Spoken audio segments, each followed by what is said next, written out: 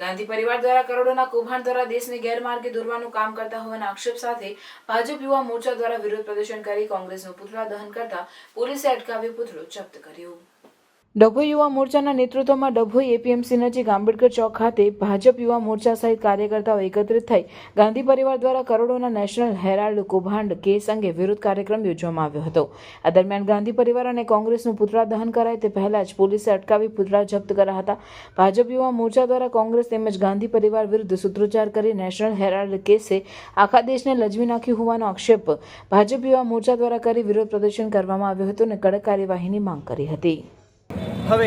આ ગોટાળાની તપાસ ઈડી અને સીબીઆઈ કરી રહી છે, જેમાં 2013ની અંદર તેમને ઓલરેડી આ તપાસ અન્વયે એ લોકો દોષી જાહેર થયેલા છે અને આજ રોજ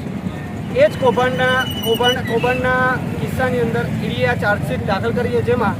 સોનિયા ગાંધી, રાહુલ ગાંધી તેમનું નામ ચાર્જશીટમાં દાખલ થયેલ છે। જે તથ્યને પુરાવાના પ્રતિબંધિત એ લોકોનું નામ સ્પષ્ટપણે આવી ગયું છે। ટૂંકમાં સાર એ છે કે ફક્ત 50 લાખ રૂપિયા આપી દેવું માફ કરાવી દેવાનું અને 5,000 કરોડની સંપત્તિ પચાવી પાડવાનો આ એક બધું કૌભાંડ બહાર આવ્યો। એના વિરોધની અંદર આજે ભારતીય જનતા પાર્ટી ગુજરાત પ્રદેશ પાર્ટી તરફથી સૂચના અનુસાર વડોદરા જિલ્લા ભારતીય જનતા પાર્ટીના યશસ્વી અધ્યક્ષ સતીશભાઈ નિસાડિયા, ગર્ભાવતીના લોકલાડીલા ધારાસભ્ય શ્રી શૈલેષભાઈ મહેતા તથા યુવા મોરચા જિલ્લા યુવા મોરચાના અધ્યક્ષ એવા દર્શિતભાઈની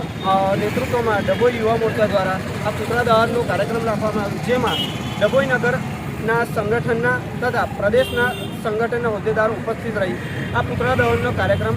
કરી અને 5,000 જે સ્વાતંત્ર્ય સેનાનીઓ છે એમના પરિવારો, ભારતીય જનતા પાર્ટીની સાથે સાથે એ સ્વાતંત્ર્ય સેનાનીઓના પરિવારો પણ આ હિસાબ આપો